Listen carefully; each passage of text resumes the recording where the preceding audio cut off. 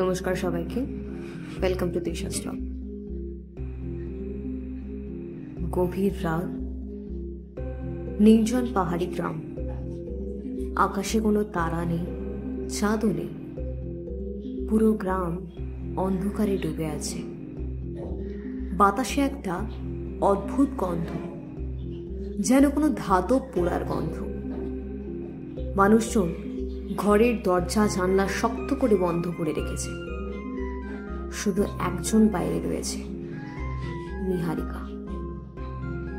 নিহারিকা ছিল গ্রামের একমাত্র বিজ্ঞানী। সবাই যখন এই অদ্ভুত অন্ধকারকে ভয় পাচ্ছিল, তখন সেই রহস্যটা উন্মোচন করতে চেয়েছিল, কিন্তু তার বুঝতে অনেকটাই দেরি হয়ে গিয়েছিল। এটা শুধু অন্ধকার নয়, এটা আরো গভীর, আরো ভয়ঙ্কর।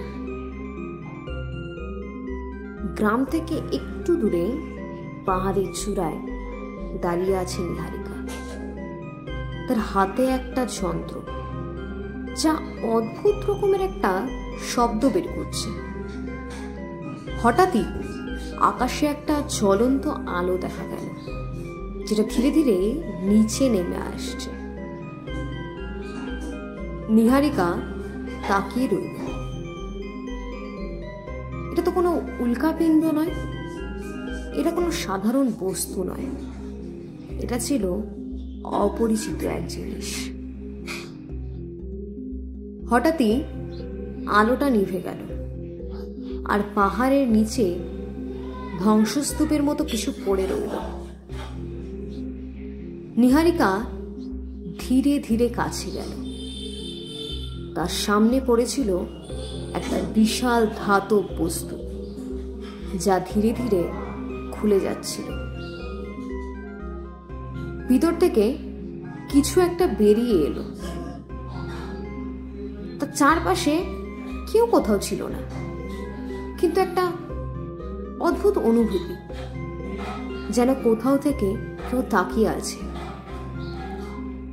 সে পিছনে ঘুরল, না, কিছুই তো নেই। কিন্তু মাটিতে পড়ে থাকা শুকনো পাতাগুলো নিজে থেকেই সরতে লাগলো। বাতাসে একটা আওয়াজ শোনা গেল, তুমি আমাদের দেখতে পাচ্ছ না, কিন্তু আমরা তোমাকে দেখতে পাচ্ছি। নিহারিকার শরীর ঠান্ডা হয়ে গেল। ভোর হতে চলেছে, কিন্তু আকাশের অন্ধকার এখনো কাটেনি। নিহারিকা দ্রুত গ্রামে ফিরে দরজায় কড়া নাড়ল, কিন্তু কেউ দরজা খুলল না। চারপাশে কেমন যেন একটা নিস্তব্ধতা। হঠাৎ সে দেখল গ্রামের মানুষগুলো সবাই রাস্তায় দাঁড়িয়ে একসাথে, একদম চুপচাপ। তারা কথা বলছে না, তাদের চোখ ফাঁকা। তারা সবাই তাকিয়ে আছে এক দৃষ্টিতে নিহারিকার দিকে। নিহারিকা এই দেখে আস্তে আস্তে পিছু হটতে শুরু করলো।